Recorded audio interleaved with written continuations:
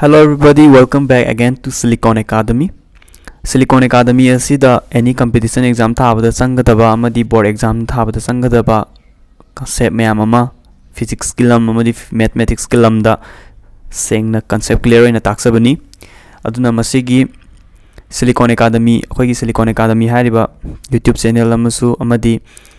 institute asigi maikaidagi class 12 की हाइबदी होजिक क्लास 11 कारिबा सात्र मखैना क्लास 12 का मतमगी कोर्स की फिजिक्स कोर्स की रजिस्ट्रेशन स्टार्ट तौबा हुजरे मसिंग असिदगी होजबनी अदुना सात्र मयाम सिंग लैरिबा अखोगी कम्युनिटी दे यावरिबा सात्र मयाम सिंग सिदगी फिजिक्स की कोर्स असिबु यावनिंग तारगदी मखादा पीरिबा WhatsApp नंबर अमदी कांटेक्ट नंबर असिदा कांटेक्ट तौबिरगा अमदी WhatsApp पायगना WhatsApp ता कांटेक्ट तौबिरगा मदुगी अकुपा डिटेल्स हंगबीबा याजगनी अमदी मसिगी रजिस्ट्रेशन असि याम कुइना तौजरोय अदगी सीट लौजबा असि 200 स्टूडेंट्स खता लौजनी मसि कंप्लीटली ऑनलाइन ओरकनी कंप्लीटली ऑनलाइन ओइबसिगी मरमदी छात्र यामबना मफम तोंगान तोंगान मफम दगी ओइबना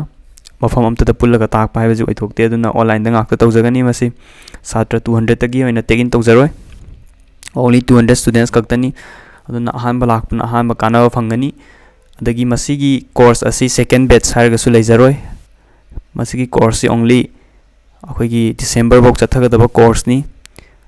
first 6 months or 7 months amana basic to foundation basic tagina advanced level bok taksagadabani aduga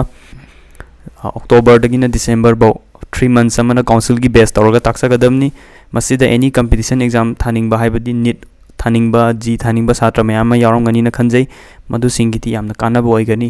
अमदी मसिगी course असिना फिजिक्स साइबसी फसना खंगदबा हाइबसी फसना खंगनगदोइनी